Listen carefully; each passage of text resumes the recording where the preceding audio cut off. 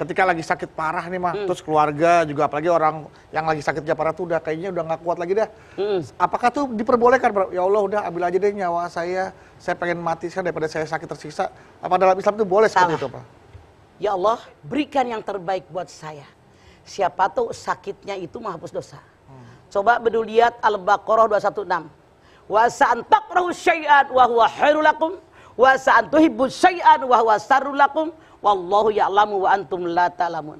Sesuatu yang kamu benci dan tidak suka boleh jadi baik buat kamu. Sesuatu yang kamu sangat menyukai dan mencintainya boleh jadi buat buruk buat kamu. Allah sangat tahu kebutuhan kalian. Kalian tidak tahu apapun. Dia sakit parah. Siapa tuh ada hikmahnya. Anaknya yang tadinya berantem jadi akur. Keluarganya yang gak pernah nengokin jadi ngumpul nengokin. Bininya yang gak pernah ngurusin laki jadi ngurusin. Ambil hikmahnya. Jadi jangan ya Allah kalau mau mati, mati aja salah. Ya Allah berikan yang terbaik buat saya. Begitu. Iya, akan lanjutkan lagi Bang. Jadi jangan ibu sampai putus asa. Kalau seperti ibu bilang tadi, saya udah tidak tahan dengan sakitmu. Ya Allah, Anda jangan lupa Allah berfirman la yukallifullahu nafsan. Ujian ya Allah berikan sesuai kadar kemampuan kita. Maaf. Ada orang yang koma 3 tahun sehat lagi kok. Iya. Ada orang yang kagak sakit blek tabrakan mati kok. Kepleset kamar mati. Makanya kalau Anda melihat, jangan karena tua, jangan karena muda, jangan karena sakit parah, jangan karena sehat walafiat. Kalau Ijroil mau ngambil mah ngambil aja. Makanya setiap langkah dan kesempatan yuk dipakai di jalan yang Allah ridho. Sekarang kita masing-masing hisab diri. Ya Allah, usia saya sudah sekian, masing-masing ibu hisab diri. Ada nggak perintah Allah yang belum saya lakukan? Ada nggak larangan Allah yang masih saya langgar? Karena Allah meminta kita mati dalam keadaan muslim. Anda lihat surat Ali Imran 102. Ya ayyuhalladzina amanu taqullah wa la tamutunna illa wa antum muslimun. Hai orang yang beriman, bertakwa kepada Allah, jangan mati kecuali dalam keadaan beragama Islam. Artinya setiap saat dan kesempatan selalu kita mengingat Allah. Jangan melalaikan Allah. Itulah kenapa kita apapun yang kita kerjakan tujuannya adalah ketakwaan. Makanya ini lihat tiap orang khutbah termasuk khutbah Jumat ngajak kepada ketakwaan. Ibu ngaji biar takwa. Kalau setiap saat kita mengingat ketakwaan, insya Allah kita akan ingat bahwa saya akan mati.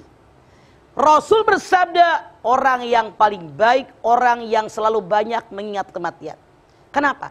Orang yang banyak mengingat kematian, setiap ngomong dia mikir, Allah ridho nggak ngomong begini?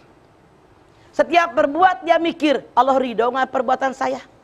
Setiap bersikap, berperilaku dia mikir, Allah ridho nggak saya berperilaku seperti ini?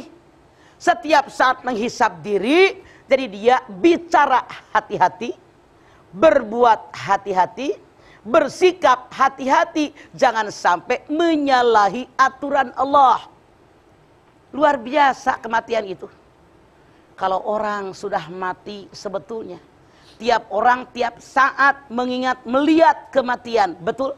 Betul. Tiap hari ibu lihat tetangga mati, yang tua, yang muda. Ya Allah, masa Allah masih muda, ya udah meninggal. Teman ngaji meninggal. Ya Allah, kemarin masih ngaji, semalam ketemu di warung kok meninggal. Tuh, orang bilang kok bisa, itu takdir Allah. Makanya kullun nafsin dha'iqatul maut. Kemudian kata Allah, setiap manusia pasti bertemu dengan maut. Wa nabluukum bisarri wal khairi fitnah. Semua dapat ujian dari keburukan, dari kebaikan, merupakan ujian buat kita. Semua hidup ada ujian, ada yang tidak enak, ada yang enak, tapi wajib kita terima. Ini ujian dari Allah. Harus lulus. Kalau lulus, iman ketakwaan kita di hadapan Allah naik, sehingga insya Allah kita akan mati husnul khotimah. Kenapa?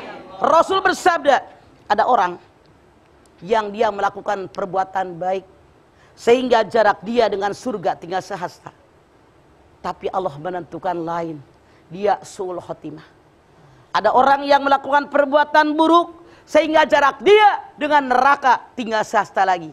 Tapi Allah menentukan dia husnul khotimah. Makanya setiap saat dan kesempatan, bukankah kalau kita ditalim, kita berdoa, ya Allah biha, ya Allah biha, ya Allah bi husnil khotimah. Bukan hanya ibu bersair, tapi dengan sikap, dengan perilaku, dengan amalan, dengan perbuatan, dengan mulut, mana yang pengen husnul khotimah?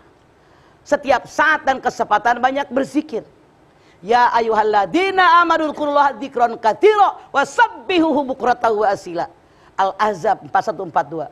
Hai orang yang beriman, zikirlah kepada Allah dengan zikir yang banyak dari pagi sampai petang. Ini diantaranya. Kalau kita pengen mati husnul khotimah, jangan mulut macam-macam, banyak berzikir. Karena zikir itu menyebabkan hati kita tenang. Alladzina amanu wa tatmainnu qulubuhum bidzikrillah. Ala bidzikrillah tatmainul qulub. Ar-Ra'd 28. Orang yang beriman kepada Allah, hatinya tenang dan tentram dengan zikir kepada Allah. Ketahui oleh kalian, zikir kepada Allah menyebabkan hati kalian menjadi tenang dan tentram. Makanya yuk, mengpeng masih hidup, mengpeng sehat walafiat, kita manfaatkan semua yang ada dalam diri kita dengan sebaik-baiknya di jalan yang Allah ridho. Iktanim homsan qabla homsin. Segera raih yang 5 sebelum datang yang 5. Hayataka qabla mautika. Mengpeng hidup sebelum mati. Wasihataka qabla sukmik, Pak. Mengpeng sehat sebelum sakit. Mengpeng muda sebelum tua. Mengpeng senggang sebelum sibuk. Mengpeng kaya sebelum miskin. Mengpeng hidup udah mati bisa apa? Iya apa iya? Iya. Yuk ibadah kemana-mana, cari ilmu agama, beramal dengan sebaik-baiknya. Mengpeng sehat sebelum sakit. Sehat Pak bisa ngaji ke sana, ngaji ke sana, ke sana, ke sana, bertanya sana, bertanya sini. Coba kalau ada sakit, boro-boro, meriang, nenek-nenek doang soalnya mah. Mengpeng kita senggang sebelum sibuk. Ngikutin sibuk Pak, mama sibuk melulu. Iya apa iya? Iya.